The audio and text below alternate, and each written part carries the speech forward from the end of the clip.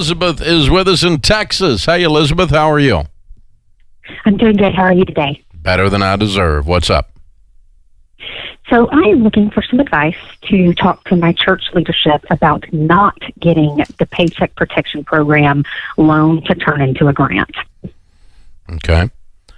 Well, what type of church is this?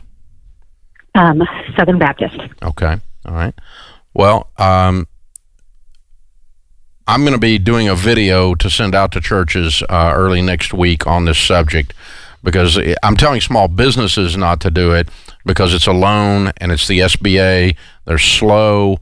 The forgiveness is likely to be changed. It's triple don't do it for churches.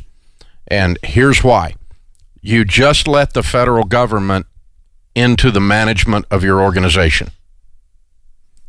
And if you don't think that there's a high probability that people who do not agree with your theology in Congress will tie the forgiveness of that loan to you behaving in a politically correct way, then you're naive.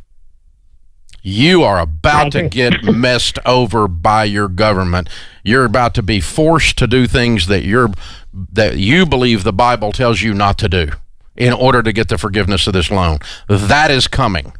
It's not in the writing today, but all you've got to do is have a regime change in the White House, or all you've got to do is have people with that believe things that you believe the Bible doesn't say, voted into, attach it to the back of a bill, like they did attached crap to this bill. But it'll be, okay, we were going to forgive it, but we won't forgive it unless you go along with this social view of this issue that I guarantee you Southern Baptists wouldn't agree with, okay?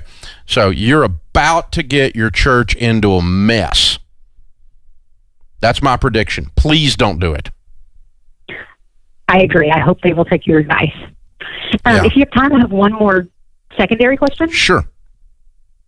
I know for individuals, you say through the 6 months of expenses for an emergency fund. What would you recommend for churches? The same, if you can build up to it.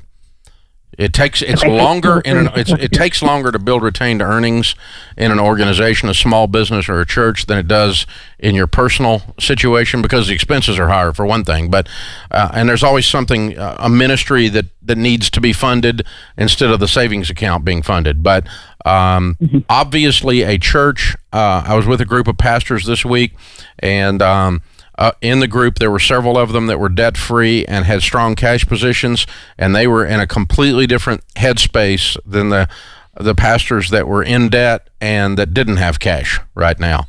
And and so, yeah, any good organization, nonprofit, for-profit, whatever, needs to have retained earnings or the equivalent of retained earnings to survive that. And Elizabeth, back to the original question too. Let's keep in mind the borrower is slave to the lender. You're a Southern Baptist church in Texas. Do you want to be under the control of the Small Business Administration, the federal government, and a Congress who will institute politically correct social programs that violate your biblical beliefs? You do not want to be slave to that master. That is disastrous. And today, that is not part of the forgiveness. But there is nothing stopping them from going, oh, well, we're going to, we were going to forgive it, but we're not going to forgive it for those of you that are bigots. That's exactly what will happen. By the way, Dave, that won't require legislation. It'll require one person in the media who's got enough of a bully pulpit to say, you can't have federal funds keeping your church doors open and practice discrimination. And they'll start bringing up the phantom separation of church and state. And to your point, they'll padlock those doors so fast it'll make your head spin. Well, or they'll call the loan. It won't be forgiven. They're holding the forgiveness of the loan over your head. So now it's no longer forgiven. That's right. Now you've just got a loan. Yeah. And so they're taking these things out with the assumption it's going to be forgiven. And I'm telling you that forgiveness comes at a price later. That's right. I can promise you. Not saying the current president would do that. I'm not saying that certain members of Congress or Senate would do that. But you do not want the political whims and aspirations with social agendas of Washington running your dadgum church. That is just a disastrous idea. So please don't do that. I hope I wasn't unclear.